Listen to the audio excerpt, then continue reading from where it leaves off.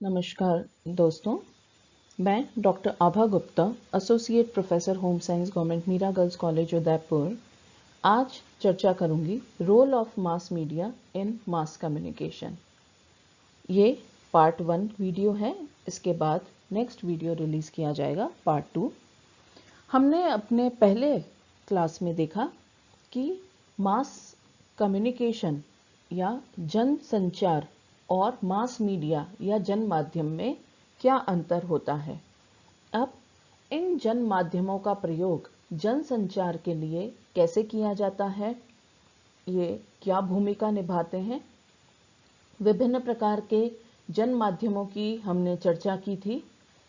इस वीडियो में जिन जन संचार के साधनों की हम बात करेंगे या जन माध्यमों की हम बात करेंगे, उनमें प्रमुख रूप से है रेडियो और टेलीविज़न।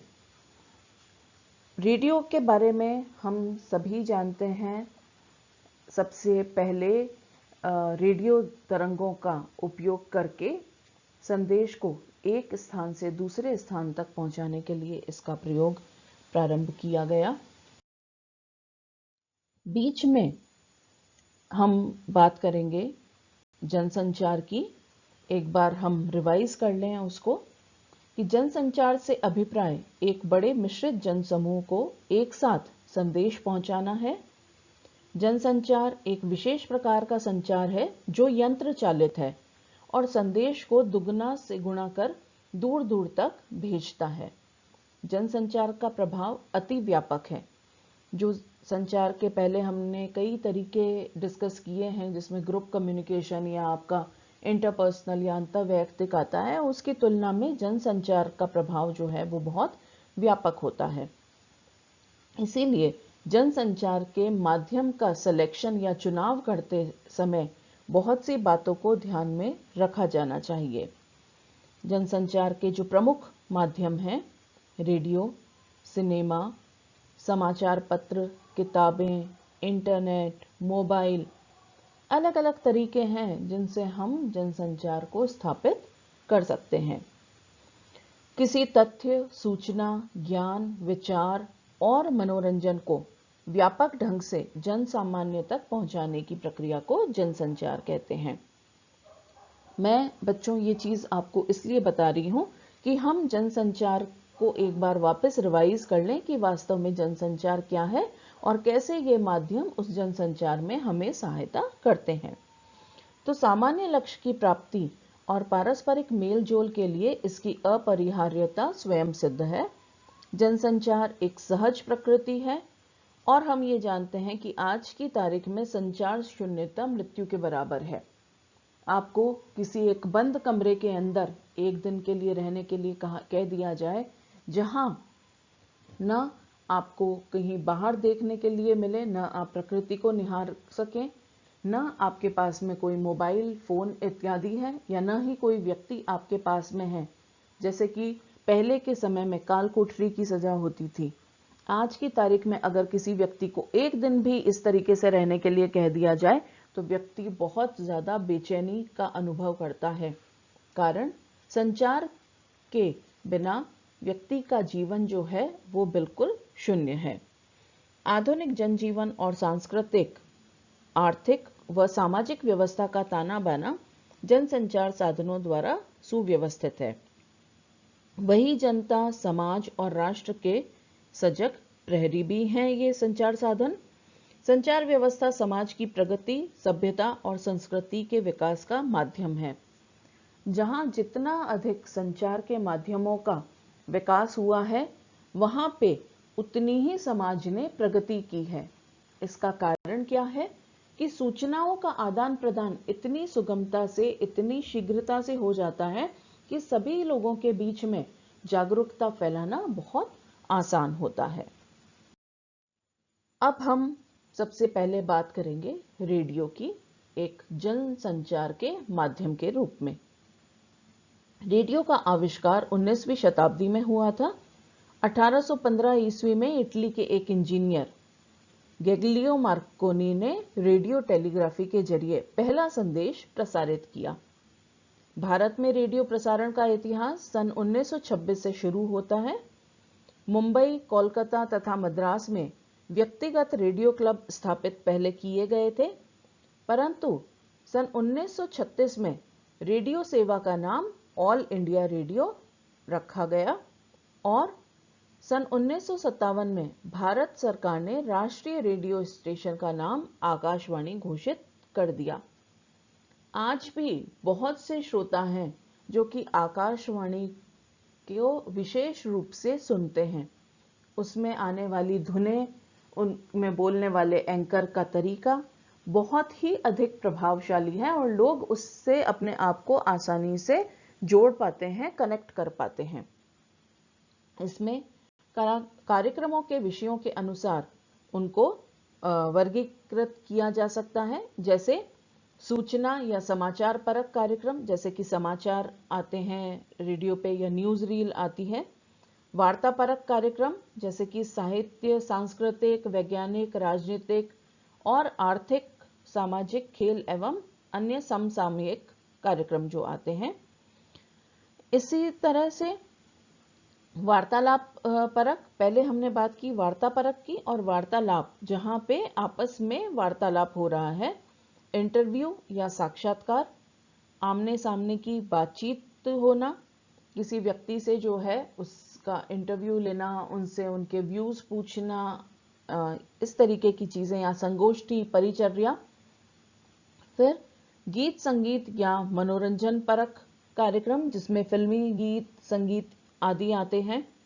साहित्यिक कार्यक्रम है, जैसे कि कहानी पाठ, कविता पाठ, कवि सम्मेलन, नाटक, रूपक, झलकी आदि। अन्य कार्यक्रम जैसे विज्ञान, ज्योतिष, खेलकूद, सामाजिक विषय, समाज, देश विदेश, सरकार के सामाजिक आर्थिक क्रियाकलापों पर आधारित प्रचार कार्यक्रम आदि। तो इस तरीके से रेडियो पर बहुत सारे जो हैं वो विभिन्नता लिए कार्यक्रम प्रसारित किए जाते हैं। हाँ, टेलीविजन के आने के बाद में रेडियो के जो श्रोतागण हैं उनकी संख्या में एक समय था जब तेजी से कमी आई थी, परंतु आज एफएम चैनल ने वापस रेडियो के क्षेत्र में एक क्रांतिकारी आविर्भाव किया है। और आज आप देखेंगे, चाहे एक व्यक्ति जो है वो टेलरिंग कर रहा है, या कोई व्यक्ति जो है खेत के अंदर काम कर रहा है, या हम अपनी गाड़ी में ही जैसे ही गाड़ी स्टार्ट करते हैं 4 व्हीलर, और तुरंत उसमें हम एफएम ऑन कर देते हैं। तो इस तरीके से रेडियो ने एक अपनी री एंट्री की है और जोरदार तरीके से इसको किया है, क्योंकि उसके जो कार्यक्रमों की विशेषता है, एक तो सबसे बढ़िया रेडियो का पॉजिटिव पॉइंट या जो इसकी एक अच्छाई है कि आपको उसकी तरफ पूरे समय निहारते रहने की जरूरत नहीं है। जैसे कि टेलीविजन में आप काम कर रहे हैं, साथ में आपकी जो है वो रेडियो बज रहा है, आप आराम से अपना काम करते करते उनका लुत्फ कार्यक्रमों का उठा सकते हैं। तो ये एक इसकी विशेषता है। रेडियो पर प्रसारित होने वाले संदेश या सूचनाएं ध्वनियों के जरिए श्रोता तक पहुंचते हैं। ध्वनियों या संगीत ज्ञान शब्दों के सहारे श्रोता पूरे दृश्य की परिकल्पना कर लेते हैं। जैसे कि अगर रेडियो पे समाचार आ रहा है कि कहीं पे बाढ़ आई है, लोग डूब रहे हैं, घर जो है वो छप्पर बह रहे हैं, तो आप ये कल्पना कर पाते हैं। रेडियो द्वारा निर्मित ध्वनि संचार को निर्मित करने के लिए विशेष कौशल की आवश्यकता होती है। रेडियो के लिए लेखन करते समय लेखक को इन विशेष कौशलों की जानकारी होना आवश्यक है। रेडियो लेखन या रेडियो पटकथा के मूल सिद्धांत निम्नलिखित हैं। जब भी रेडियो के लिए कोई कार्यक्रम लिखा जाता है या पटकथा लिखी जाती है, तो इन चीजों को उसमें बहुत ध्यान देना आवश्यक है। पहला, आलेख, आपका क्या राइटअप है उसके अंदर, वो आपको देखना जरूरी है कि वो बहुत कंसाइज, संक्षिप्त हो, और संक्षिप्तता में आप पूरी जानकारी भी साथ के साथ में प्रदान करें। दूसरा है स्रोत, कौन उसको बोलने वाला है, वक्ता कौन है, किस जगह से ये बात आ रही है। तीसरा, शब्द, शब्दों का चयन, और चौथा, भाषा। शब्दों का चयन तो हर कार्यक्रम के लिए बहुत ही जरूरी है, क्योंकि शब्द ही एक व्यक्ति के मन में आपकी छवि को बनाते हैं। जिस तरीके की भाषा का आप प्रयोग करते हैं, रीजनल अगर कार्यक्रम है, क्षेत्रीय कार्यक्रम है, वहाँ पे अगर आप उन्हीं की भाषा में कोई बात कहते हैं तो वो ज़्यादा प्रभावशील होती है। साथ ही साथ ध्वनि प्रभाव देखना भी ज़रूरी है।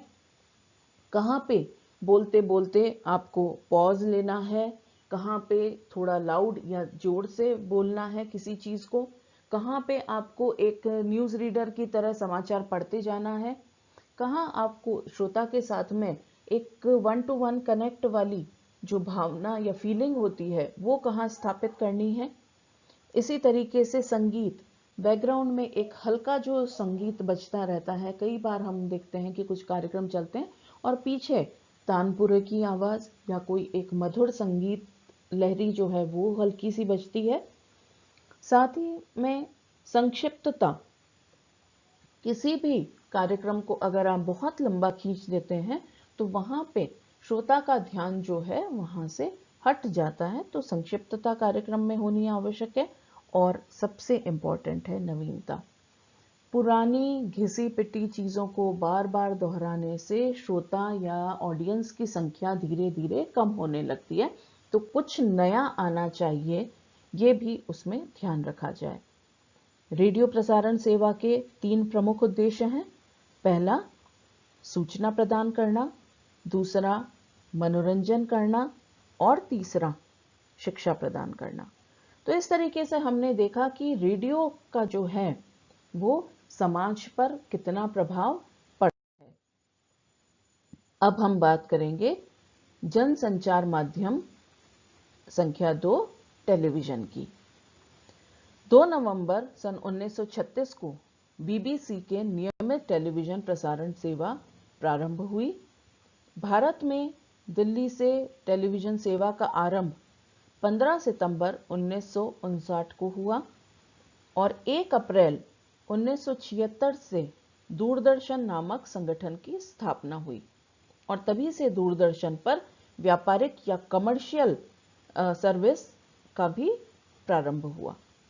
आज दूरदर्शन या टेलीविजन पर चैनल की संख्या 200 से भी कई ज्यादा अधिक है।